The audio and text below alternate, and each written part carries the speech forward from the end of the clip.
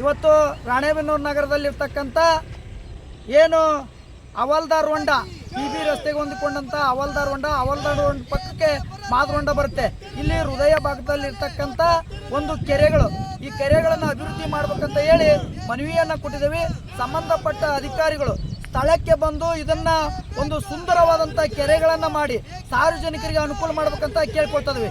ಯಾಕಪ್ಪ ಅಂತಂದ್ರೆ ಇದು ಇಷ್ಟೊಂದು ಗಲೀಜವಾಗಿದೆ ಮತ್ತು ಇಲ್ಲೇ ಬಂದು ಕಸಗಳನ್ನು ಒಗಿತಾರೆ, ಹಂದಿ ಸತ್ರ ಹಂದಿ ತಂದು ಒಗಿತಾರೆ, ಕುರಿ ಸತ್ರ ಕುರಿ ತಂದು ಹೋಗಿತಾರ, ಯಾವುದೇ ಪ್ರಾಣಿಗಳನ್ನ ಸತ್ರು ಕೂಡ ಇಲ್ಲಿ ತಂದು ಹೋಗಿತಾರ. ಇಲ್ಲಿ ಇರ್ತಕ್ಕಂಥ ಸುತ್ತಮುತ್ತಲ ಜನರಿಗೆ ರೋಗ ರುಜಿನಗಳಿಗೆ ತುತ್ತಾಗ್ತಾ ಇದಾರೆ. ಕೂಡಲೇ ಇಲ್ಲಿ ಹೋಗ್ತಕ್ಕಂಥ ರಾಜಕಾಲುವೆನೂ ಕೂಡ ಇಲ್ಲಿ ಕಟ್ ಮಾಡಿದಾರ. ಇದರಿಂದ ಇವತ್ತು ದೊಡ್ಡ ಮಟ್ಟದಲ್ಲಿ ಸಮಸ್ಯೆ ಆಗ್ತಾ ಇದೆ ಸಾರ್ವಜನಿಕರಿಗೆ. ಸಂಬಂಧಪಟ್ಟ ಅಧಿಕಾರಿಗಳು ಇದಕ್ಕೆ ಇವತ್ತು ನಗರಸಭೆ ಪೌರಾಯುಕ್ತರು ಒಳ್ಳೆ ದಿಟ್ಟ ಅದರ ಒಳ್ಳೆ ದಕ್ಷ ಅಧಿಕಾರಿಗಳದಾರ, ಅವರು ಇದನ್ನ ಮಾಡಲಿಕ್ಕೆ ಸಾಧ್ಯತೆ ಇದೆ. ದಯಮಾಡಿ ಇವತ್ತು ಅಧಿಕಾರಿಗಳು ಈ ಸ್ಥಳಕ್ಕೆ ಬಂದು ಪರಿಶೀಲನೆ ಮಾಡಿ ತಾವುಗಳು ಇದನ್ನು ಕ್ರಮ ಕೈಗೊಳ್ಳದೆ ಹೋದರೆ, ಇದನ್ನು ಸರಿಪಡಿಸದೆ ಹೋದರೆ ನಾನು ದೊಡ್ಡ ಮಟ್ಟದ ಹೋರಾಟಗಳನ್ನು ಇಲ್ಲೇ ಪೆಂಡಲ್ ಹೊಡೆದು ಇದನ್ನು ಅಭಿವೃದ್ಧಿ ಮಾಡೋವರೆಗೂ ನಾವು ಹೋರಾಟವನ್ನು ಹಿಂಪಡೆಯೋದಲ್ಲ ಅಂತ ಅಧಿಕಾರಿಗಳಿಗೂ ಮತ್ತು ಸಂಬಂಧಪಟ್ಟ ಜನಪ್ರತಿನಿಧಿಗಳಿಗೂ ಸಂದೇಶವನ್ನು ರವಾನೆ ಮಾಡ್ತಾ ಇದ್ದಾನೆ. ನೋಡ್ರಿ, ಜನರಿಗೆ ಎಷ್ಟು ಅನುಕೂಲ ಆಗಾಕತ್ತೈತಿ. ಇದರಿಂದ ಅಂತೂ ಒಳ್ಳೇದಂತೂ ಏನು ಆಗಾಕತ್ತಿಲ್ಲ ರೀ. ಹಿಂಗೆ ಬಿಟ್ಟರೆ ಇನ್ನೊಂದು ತಿಂಗಳು 2 ತಿಂಗಳದಾಗ ರೋಗ ಹಚ್ಕೊಂಡು ಸತ್ತು ಹೋಗ್ತಾರೆ ನೋಡ್ರಿ ಜನ ಎಲ್ಲರೂ. ಕಾಲದಾಗಿಂತನೂ ಇಲ್ಲೇ ಕೆರೆ ಐತ್ರಿ.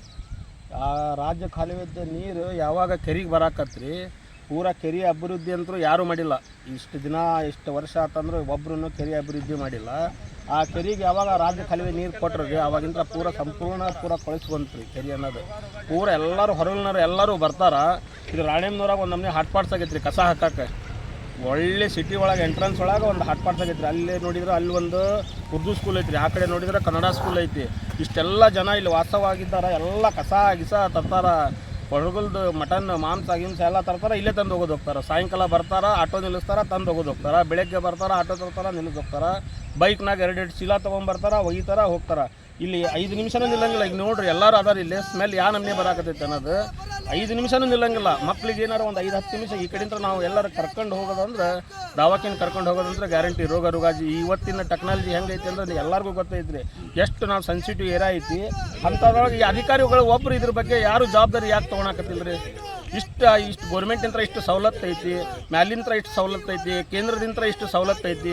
ಅದ್ರ ಬಗ್ಗೆ ಯಾರಾದರೂ 1 ಗಂಟೆ 1 ತಾಸು ಇದ್ರ ಬಗ್ಗೆ ಲಕ್ಷ ತಗೊಂಡು ಹೌದಪ್ಪ ಈ ಥರ ಆಗಾಕತ್ತೈತಿ ಇಲ್ಲ ಅಂಥೇಳಿ ಸಂಘ ಸಂಸ್ಥೆಗಳು ಇರ್ತಾವೆ, ದೊಡ್ಡ ದೊಡ್ಡ ಹಿರಿಯರ ಅಧಿಕಾರಿಗಳು ಇರ್ತಾರೆ, ರಾಜಕಾರಣಿಗಳು ಇರ್ತಾರೆ. ಇದ್ರ ಬಗ್ಗೆ 5 ನಿಮಿಷ ಬಂದು ಒಲವು ತೋರಿಸಿದ್ರೆ ಯಾವಾಗ ಕ್ಲಿಯರ್ ಆಗಿ ಹೋಗ್ತಿತ್ತು.